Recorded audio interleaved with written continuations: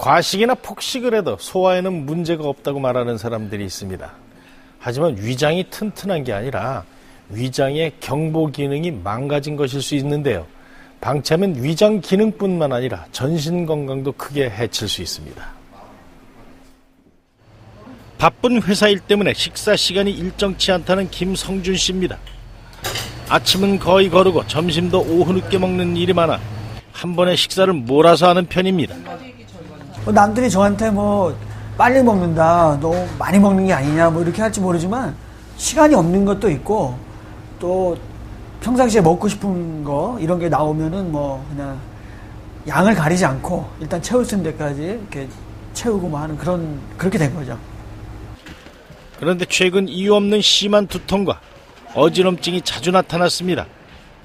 과식과 폭식으로 위 외벽에 독소와 유해 물질이 쌓였다는 진단을 받았습니다. 목이 땡긴다든지 두통이 있다든지 이런 게 소화 안 되는 그 위에서 문제가 있어가지고 같이 연관된다는 게 조금은 이렇게 충격적이었어요. 그리고 내가 그동안에 너무 몸을 안 돌보고 막 먹고 막 살았구나 하는 생각이 들었어요. 과식이나 폭식을 하면 위가 스스로 소화 장애 증상을 만들어 경보를 울립니다. 하지만 위 외벽에 독소와 유해 물질이 쌓이면서 경보 시스템이 망가지면 아무리 빨리 또 많이 먹어도 아무 증상이 나타나지 않습니다. 우리가 너무 지나치게 과식을 하면 이 음식을 다 분해를 못 시켜요. 그러면 찌꺼기가 생기겠죠. 이 찌꺼기가 여기서 금방 부패하게 되죠. 그것이 담이라고 하는 독소인데 이것이 외벽으로 흡수되면서 전신으로 가기 때문에 위장도 망가뜨리고 피를 탁하게 해서 여러 가지 병을 만들게 되죠. 위벽에 찌꺼기가 쌓인 담적은 위장질환이나 동맥경화, 당뇨 같은 다양한 질환의 원인이지만 위 외벽이 굳어지는 질환이기 때문에 내시경으로는 진단과 치료가 어렵습니다. 따라서 위가 굳어진 정도를 문진으로 확인한 뒤 위장의 기능과 연결된 경혈에 미량의 전기를 흘려 위장 근육의 상태를 측정합니다. 특수하게 위장 외벽으로 잘 투입이 될 수 있는 그런 발효 처리된 그런 약물하고 그다음에 외벽에 이제 고주파나 초음파 원리를 이용한 특수한 그런 물리치료 기계를 통해서 이 굳어진 조직들을 다시 정상으로 회복시키는 그런 치료를 통해서 담적 치료를 하게 됩니다. 보통 3, 4개월이면 위장의 굳어진 조직이 풀어지면서 정상화됩니다. 6개월 전부터 이유 없는 두통과 어깨 통증으로 담적 진단을 받고 보름간 치료를 한 박정자 씨입니다. 어깨도 좀 덜 아파요. 덜 아프고 이제 뭐 몸이 좀 많이 가벼워졌다 할까 뭐 가뿐하다 해야 되나 막 무겁고 이랬는데 이제 몸이 가뿐해요. 담적을 예방하기 위해서는 하루 3번, 한 번에 30분가량 천천히 꼭꼭 씹으면서 식사를 하는 것이 좋습니다. 특히 야식과 과식은 피하고 튀긴 음식보다는 찌거나 삶은 음식을 먹는 것이 도움이 됩니다. 화창한 날씨가 계속되면서 야외 활동하시는 분들 많습니다. 그런데 야외에 나갔다가 모기나 개미 같은 벌레에 물렸다고 해서 침을 바르게 되면 상처를 더 악화시킬 수 있습니다.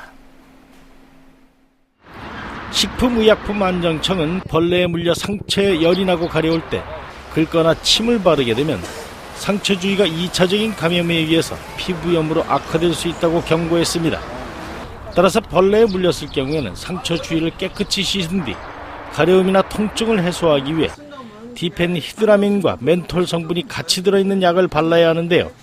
가려움만을 없애기 위해서는 히드로코티손 같은 부신 피질 호르몬제가 함유된 약을 사용하면 됩니다. 또 약을 먹거나 눈에 들어가지 않도록 주의해야 하고 사용 후에는 의약품의 변질을 막기 위해 직사광선을 피해 습기가 짙고 서늘한 곳에 마개를 꼭 닫아 보관해야 합니다. 더 상세한 정보는 식약청 의약품 제품 정보 사이트에서 확인할 수 있습니다. 샐러드에 첨가해 먹는 경우가 많은 올리브 기름이 뇌졸중을 예방하는 데 도움이 된다는 연구 결과가 나왔습니다. 프랑스 포로드 대학 세실리아 사미에리 박사팀이 65세 이상 된 노인 7,625명을 대상으로 6년간 올리브 기름 섭취량과 뇌졸중 발생에 대해서 연구했습니다. 요리와 드레싱에 올리브 기름을 보통 정도 사용하는 사람은 40%, 많이 사용한 사람은 37%, 전혀 사용하지 않는 사람은 23%였는데요. 그 결과 올리브 기름을 많이 섭취하는 노인이 전혀 먹지 않는 노인에 비해서 뇌졸중 위험이 평균 41%나 낮았습니다. 연구팀은 고혈압이나 흡연, 운동 부족과 같은 다른 뇌졸중 위험 요인들을 감안해도 그 결과에는 변함이 없었다면서 뇌졸중을 예방하려면 꾸준히 올리브 기름을 섭취하라고 권했습니다. 임플란트를 하는 사람이 크게 늘어있습니다. 그런데 임플란트는 관리를 잘 하지 못할 경우 다시 빠질 수가 있습니다. 따라서 임플란트를 하신 분들은 늘 입안을 청결하게 관리하셔야 합니다. 지난해 임플란트를 했던 70대 여성입니다. 그런데 최근 극심한 통증과 함께 잇몸에서 피가 나고 치아가 흔들렸습니다. 그때도 충치가 있어가지고 고름주머니도 생겼더라고요. 그냥 낙기치하고 병이 있었어 해서 너무 이제 아프고 좀 아예 안 좋더라고. 진단 결과 임플란트 염증 환자입니다. 임플란트 염증이 난 임플란트 주변에 염증이 생기는 것으로 살에 생기는 염증은 임플란트 점막염, 뼈에 생기는 염증은 임플란트 주위염이라고 합니다.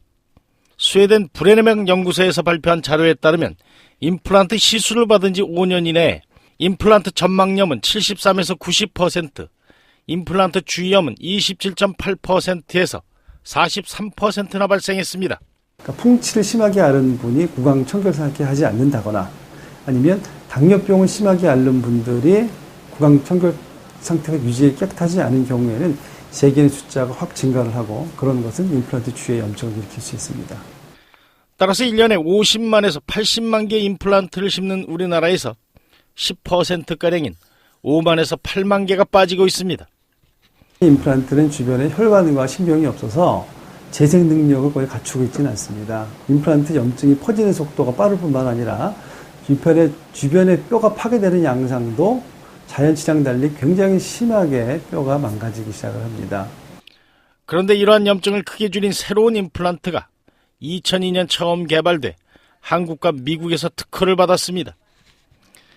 이 임플란트는 단면이 매끄럽고 중간에 염증을 차단하는 밴드가 있습니다. 염증이 그 부분에 도달했을 때는 염증의 속도를 현저하게 늦춰주는 역할을 하게 됩니다. 다시 말하면 임플란트 주위에 뼈가 일정 수준 이상 녹아내려가지 못하게 하는 그런 기능을 가지고 있습니다. 15개의 임플란트에 염증이 생겼던 50대 남성입니다. 임플란트가 하나둘씩 빠져나오니까 이제 먹지를 못하니까 고생을 많이 했죠. 겁도 나고 밥 먹다 또 빠져나오고 하니까 고생을 무지하게 많이 했죠. 새로운 임플란트를 심은 지금은 딱딱한 과일도 먹을 수 있게 됐습니다.